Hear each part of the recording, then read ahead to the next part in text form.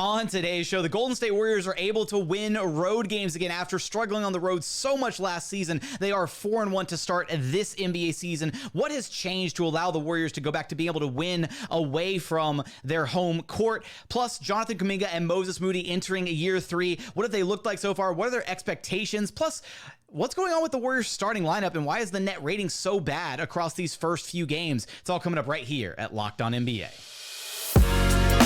You are Locked On NBA, your daily NBA podcast. Part of the Locked On Podcast Network, your team every day. What's up, and welcome to another edition of Locked On NBA, the biggest stories with the local experts. I'm your host, Jackson Gatlin, also host of Locked On Rockets right here on the Locked On Podcast Network, your team every day. Now, today's episode is brought to you by FanDuel.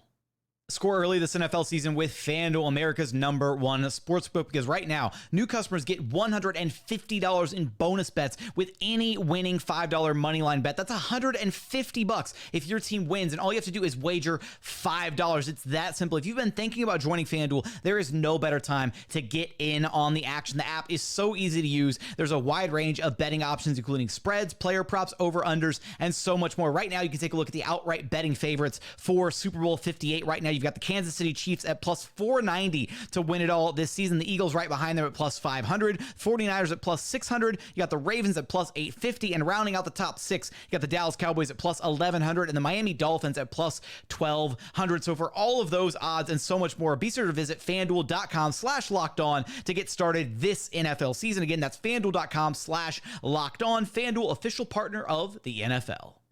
Joining us now is the host of Locked On Warriors, Cyrus Saatsaz. You can track down wherever you listen to your podcast and on YouTube. Just search Locked On Warriors. Now, Cyrus, we're going to get into some of this most recent loss by the Golden State Warriors Sunday night against the Cavaliers. But up until that loss, this Warriors team had actually reeled off a bunch of wins on the road, which was something that wasn't possible for this team last season. They were 11-30 on the road last year. It took them 9 games to secure their first road win of the season, which happened about a month into the calendar NBA season last year against my Houston Rockets in Houston, which was painful.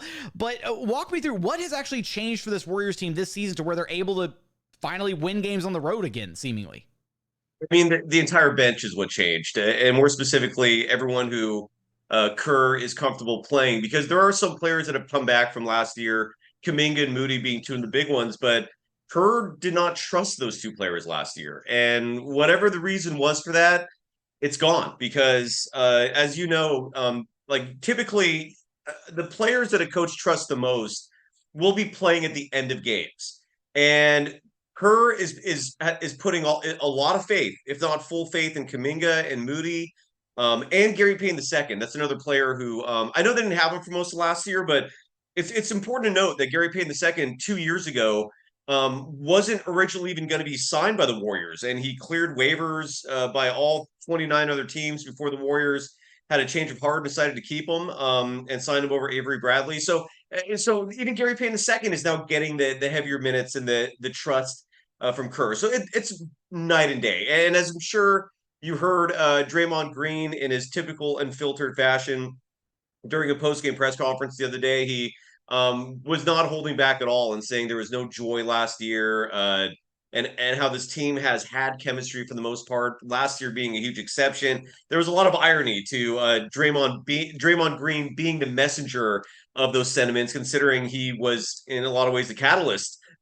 for all the issues and the joy not being there last year. It was a little weird hearing it from him, of all people, but yeah, it is different. It is very different. And this coming Wednesday, the Warriors and Nuggets are going to play on national television, and that's going to be a huge test to see just how far this Warriors team has come along from a year ago. And look, I mean, it hasn't exactly been pretty across some of these wins. They've had some nail biters. They've had the Klay Thompson game winner. They had the Steph Curry game winner. Like, there's been a lot of stuff going on to scrape by through some of these wins. Want to get your thoughts on the starting 5 and kind of their cohesion so far this season. But I know you mentioned Kuminga and Moody there a moment ago. They have the trust of Steve Kerr. Now, what are you seeing out of them as they're entering year 3, and any expected leaps that you want to see out of their games specifically?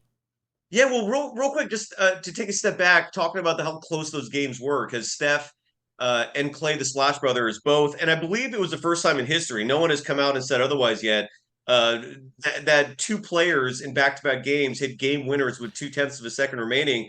It's absurd how bizarre and unusual and fascinating that is. But keep in mind, though, these close games are happening against very good teams. I mean, like literally every team in the West is damn good. Like you do not take any team in the West, save for maybe Portland. Even then, I don't know if you would take them for granted. I don't take the Houston Rockets for granted. The Western Conference is deep, my man. You know this as well as anyone. It's a bloodbath out here.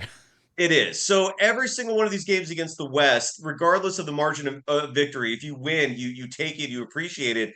And I don't think the Warriors win those games last year. But going along to Kuminga and Moody, there's a lot of growth. Kuminga particularly is really important in the sense that this Warriors team is still small, and they got exposed big time by the Cavaliers tonight.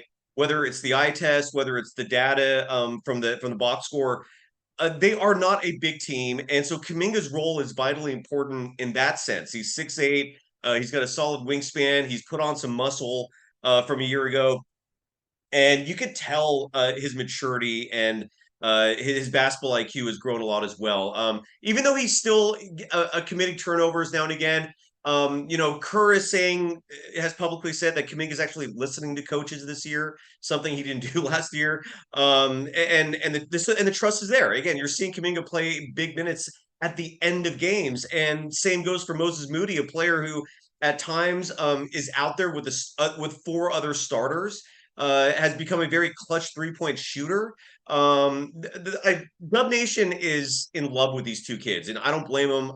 They're the future of the Warriors, but they're also the present. I mean, they're playing significant minutes now, and they're part of the second unit that a lot of people are saying, and at least entering today, we're number one in the NBA in terms of plus minus. The Warriors bench, it has been fantastic, and a lot of it is because of those two young players who are just 21. Like Kuminga just turned 21 like a few weeks ago, so they're very young, but they're coming along.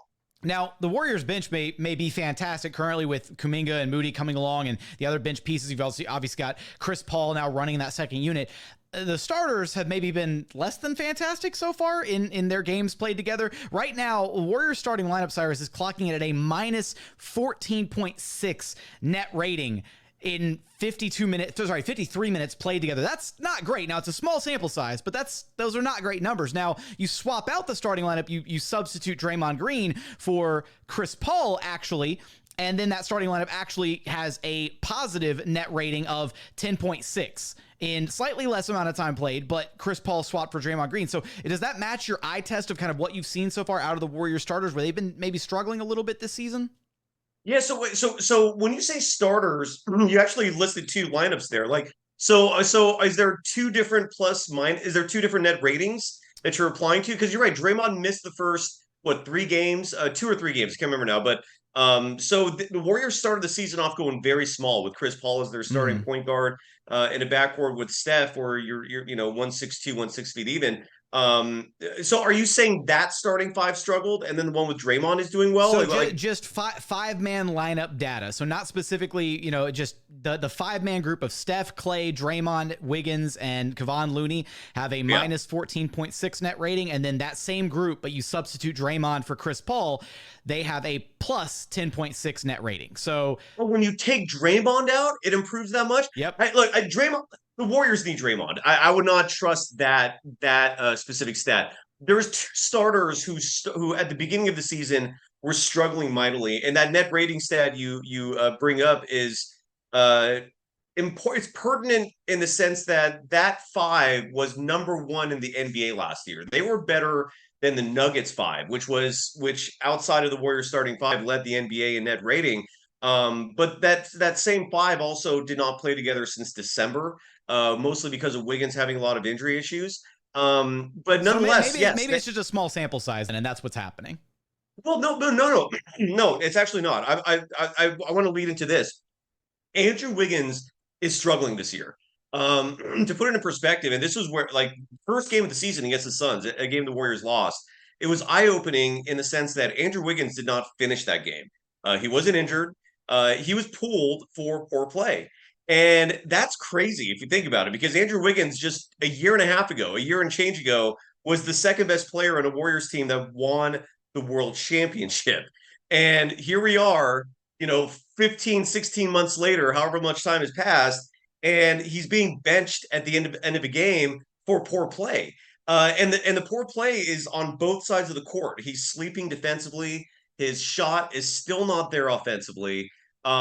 Steve Kerr was asked about it during the post game presser tonight after the Cavaliers game, just asking about Wiggins if he's concerned. And Steve Kerr gave your typical diplomatic answer, saying he's not concerned, but at the same time he admitted that yes, Wiggins is off to a slow start. So if you have to point your finger at one specific player, it's Wiggins, and then he's struggling. There's no doubt about it. There's a reason why Kuminga is getting a lot of run, is because Kerr is not happy with Wiggins' production. And then Klay had a slow start to the year until he hit that game winner.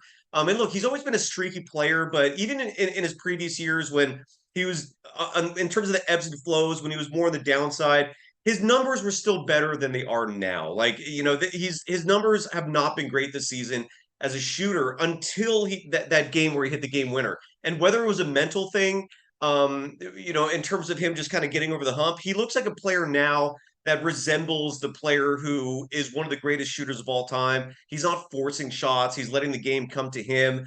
He's back to being a catch and shoot type player. So Klay is turning it around. But again, this season's very small. We're 7 games in. But I'd say the first 3-4 games, Klay was struggling a lot, especially from a statistical perspective. He's turned it around, thankfully, for the Warriors' sake. But Wiggins is still struggling. And even though I don't think anyone's ringing any alarms, that there's no panic button being pressed, it's noticeable that something's going on there, and maybe it's just a slump. That we hope that's all it is. He is a player that's pushing 30. He did have some for the first time in his career. He had injury issues. He's never really missed significant time because of injuries until last season when he had these abductor issues. He also had a weird period where I think he was fighting COVID and the flu like back to back. So he had a run of bad luck there. If anyone's gone through that, I'm sure you understand how brutal that is. But nonetheless, it's a cause for concern at the moment. Not a panicky concern. Like there's no alarms being rung, but everyone's aware of it, and that's probably what's dipping that number quite a bit. When will Andrew Wiggins ultimately break out of the slump that he's currently in right now? Can the Warriors bench keep up this insane production to start this year? You'll have us covered for all of that and so much more over at Locked On Warriors. Cyrus, thanks for stopping by Locked On NBA with me. Always a pleasure, brother. Thank you.